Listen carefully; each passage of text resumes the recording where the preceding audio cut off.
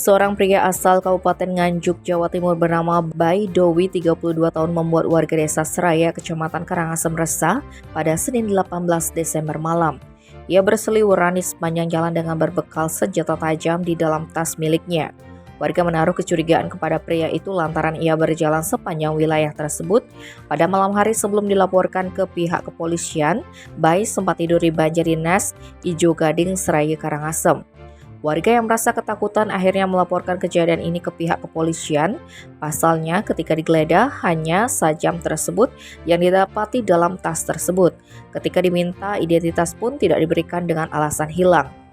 Pria itu akhirnya diamankan oleh pihak kepolisian, hanya saja kendati tidak melakukan perusakan ataupun kekerasan, ia akhirnya diserahkan ke Satpol PP Karangasem untuk ditindaklanjuti.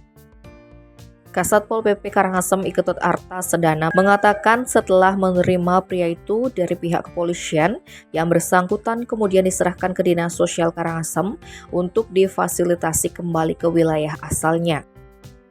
Tim Bali Express melaporkan.